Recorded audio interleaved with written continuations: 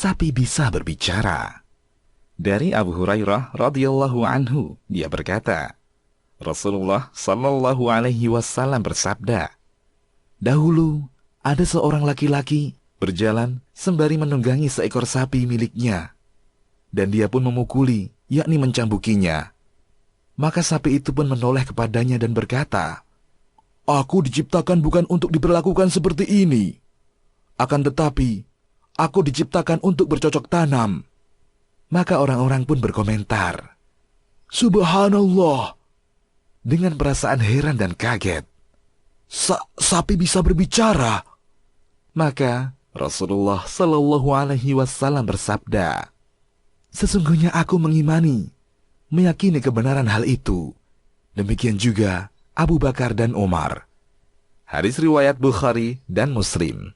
Hadis yang agung ini memberikan pelajaran-pelajaran penting, antara lain, pertama, boleh menggunakan sapi untuk keperluan bercocok tanam, seperti membajak sawah dan semacamnya.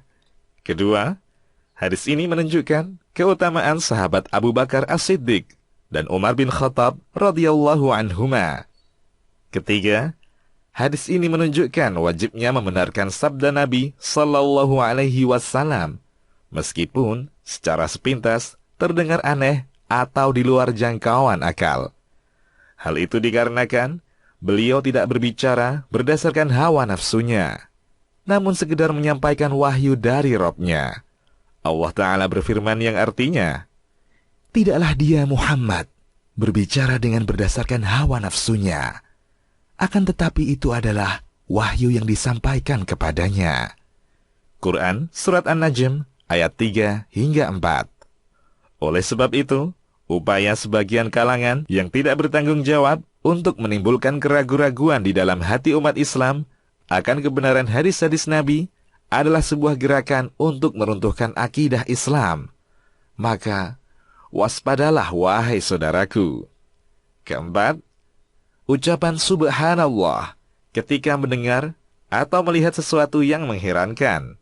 Kelima, hadis ini menunjukkan bolehnya menyebutkan nama sebagian orang yang memiliki keutamaan di hadapan orang-orang untuk menunjukkan keutamaan mereka. Keenam, hadis ini tidak bisa diartikan bahwa Nabi Shallallahu Alaihi Wasallam tidak percaya diri dalam menyampaikan wahyu.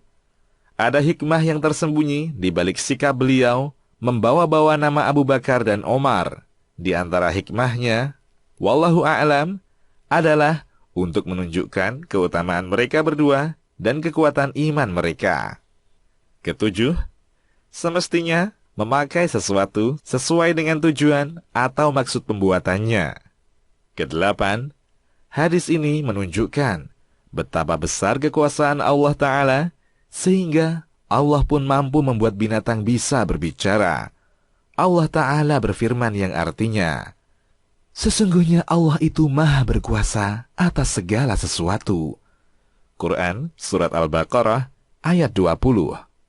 Jangankan binatang yang memiliki mulut, sedangkan kulit saja yang tidak punya mulut, kelak pada hari kiamat bisa berbicara dengan kuasa Allah Ta'ala.